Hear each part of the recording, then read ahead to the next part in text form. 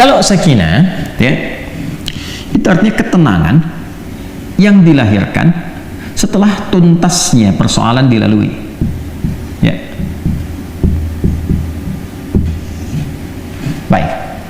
Bukankah saat ujian itu merasakan tegang, kadang gelisah, ya? Tapi setelah selesai ujiannya, ada ketenangan yang dirasakan. Alhamdulillah selesai, gitu ya.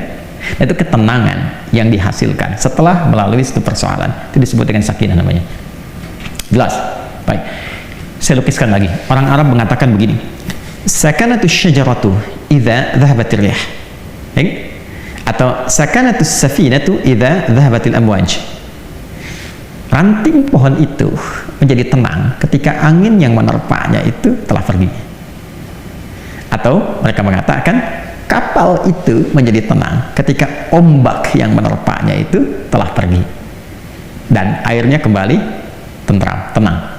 Nah, ketenangan yang telah melalui perombang-ambingan, diombang-ambingkan ombak, pohon diterpa, naik turun, kiri kanan begitu, setelah kemudian dia tenang lagi, ya, apa yang terjadi? Nah, ketenangan itu disebut dengan sakinah. Dan biasanya kapal yang banyak diuji dengan gelombang, bahkan gelombang besar, dan dia melewati itu menjadikan kapalnya kualitasnya lebih kuat, ya, lebih mudah menghadapi persoalan-persoalan atau bahkan gelombang-gelombang kecil setelahnya. Semakin besar, yang kecil lewat. Ya, demikian pohon. Semakin diterpa anginnya kencang, ya, dia goyang dan dia tertanam kuat, semakin kokoh akarnya.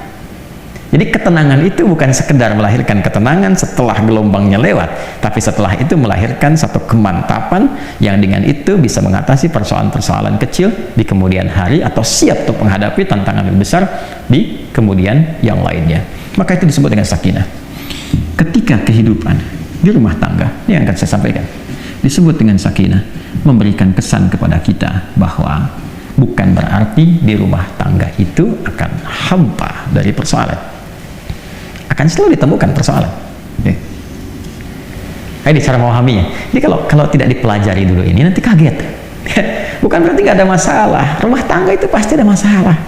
Ya, yang paling ideal kan rumah tangganya Rasulullah SAW. Tapi coba lihat, apakah dalam kehidupan rumah tangga Nabi tidak ada masalah? Jangan salah, banyak persoalan, ya kan? Tapi dengan persoalan itu turun panduan pada kita. Turun ayat, turun hadis, mengatasi ini bagaimana, ya, kalau salah persoalan pemahaman bagaimana, salah komunikasi bagaimana, meluruskan yang ini bagaimana, kalau ingin cari teman cerita ke siapa, kalau mengadu belum ketemu suami istri ke siapa mengadunya, ada semuanya gitu. Dan pahami ketika Allah menitipkan satu persoalan dalam kehidupan rumah tangga, pada hakikatnya bukan ingin menjadikan kehidupan rumah tangganya bermasalah, tapi Allah ingin memberikan satu ketenangan, kedamaian, ya, yang dihasilkan setelah tuntas persoalan yang dimaksudkan. Makanya kehidupan rumah tangga kan kalau sudah masalahnya tuntas lebih tenang dari sebelumnya kan, ya, dan dahsyatnya lebih mengerti tentang sifat-sifat pasangan atau dalam keluarga. Setelah itu punya ilmu yang baru, punya pengetahuan yang baru, masukan yang baru, ilmu yang baru untuk mengatasi tantangan berikutnya. Itu dahsyatnya. Tapi problemnya begini, bagaimana cara kita bisa mengatasi persoalannya dengan mudah?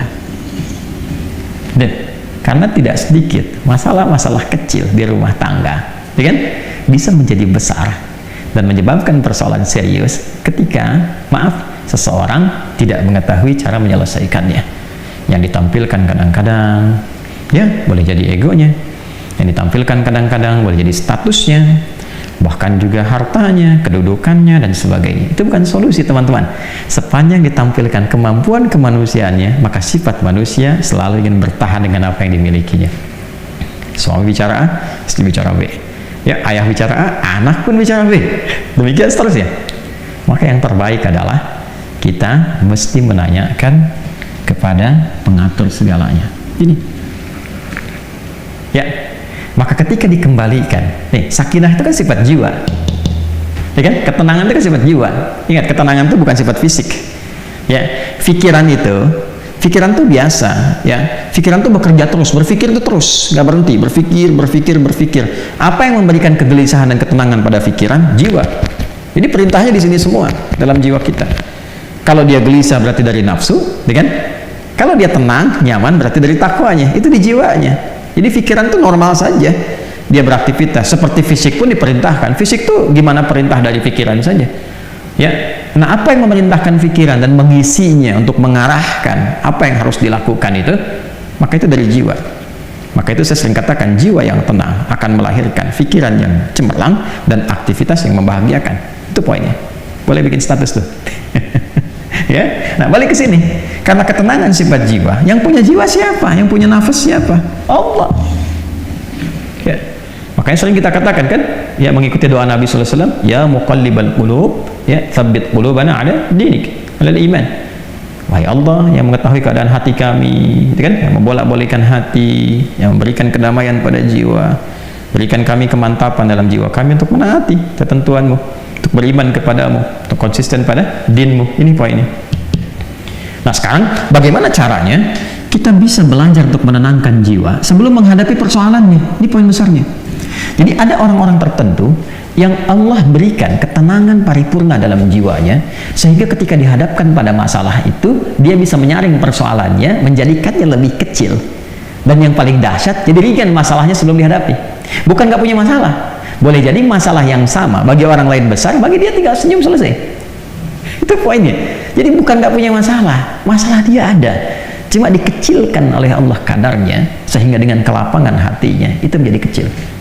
Jadi kalau Anda punya cawan, teman-teman, ya, cawannya besar, apa saja Anda bisa masukkan dan jadi kecil di situ. Tapi kalau cawannya kecil, ya yang kecil pun jadi besar, garam sedikit itu asin semua. Nah, ada orang-orang yang jiwanya dilapangkan oleh Allah, sehingga ketika dia menghadapi satu persoalan, perbedaan dengan pasangannya misalnya, ya kan, melihat keadaan anak dan sebagainya, dia bisa melihat dengan hikmah. Allah lapangkan keadaan hatinya. Kenapa begini? Dia nggak langsung simpulkan, langsung keluar ini, dilihat dulu, dia bersikap dulu. Nih, kelapangan jiwa ini mahal, dan ini tidak mungkin bisa didapatkan kecuali lewat skema ibadah sini, menghamba. Ya, nah, semua kumpulan nilai-nilai ibadah kita dalam rangka mendekat kepada Allah, saya sering ingatkan, itu disebut dengan takwa namanya, kan? Takwa itu kan gabungan antara iman dengan amal soleh, kan? Iman itu kan pekerjaan hati dalam jiwa, amal soleh implementasinya, digabungkan jadi takwa. Seseorang yang membangun kehidupan rumah tangganya dengan nilai-nilai ketakwaan, ini dia bangun dengan takwa, dia jaga sholatnya, diwasiatkan pada istrinya sekalipun keluar tetap jaga sholat, anak-anak pastikan sholat, hidupkan rumah dengan Al-Quran, dekati Allah subhanahu wa ta'ala, banyakin zikir misal, itu akan beda suasana rumahnya. Demi Allah saya katakan, Anda kalau nggak percaya silahkan, ya, hidupkan rumah dengan suasana ibadah kepada Allah. Anda ada di dalam ataupun sedang di luar, hidupkan, maka akan ada suasana yang berbeda kepada jiwa. Allah akan jaga itu. Ya, ketika takwa meningkat, bahkan diringankan persoalan. Sebelum ada masalah, solusi datang, sehingga masalah jadi ringan. Itu yang dimaksud Quran surah ke-65 di akhir ayat kedua. At-Talaq ayat kedua. At-Talaq itu kan satu masalah yang tinggi, ya, yang tidak mudah diatasi. Ya, bahkan dalam kondisi yang paling rumit pun, ketika Anda mendekat kepada Allah, Allah ringankan dan berikan solusi yang jernih. Berpikirnya jernih sekali, tahu apa yang harus dilakukan, ya kan? Maka apa yang terjadi? Wa may yattaqillaha yaj'al lahu makhraja. Siapapun yang mampu membangun ketakwaannya kepada Allah, dan dia naikkan lagi, ya kan? Maka apa yang terjadi? Yaj'al lahu makhraja. Allah berikan jalan keluar dari setiap persoalan yang ia alami. Apalagi kalau pasangan itu kompak, ya kan? Ya, mungkin nggak bersama-sama dalam beberapa kesempatan, tapi memberikan wasiat, bangunkan istri, anak-anak, ingatkan sebelum pergi, kan, dan sebagainya. Itu pasti tuh.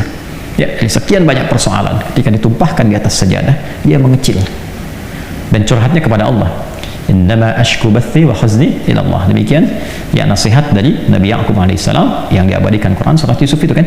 Kalau mau curhat ke Allah, sampaikan, dan akan cenderung bahagia. Ketakwaan membangun kebahagiaan. Quran surah kedua di akhir ayat 189. Wattaqullaha la'allakum tuflihun.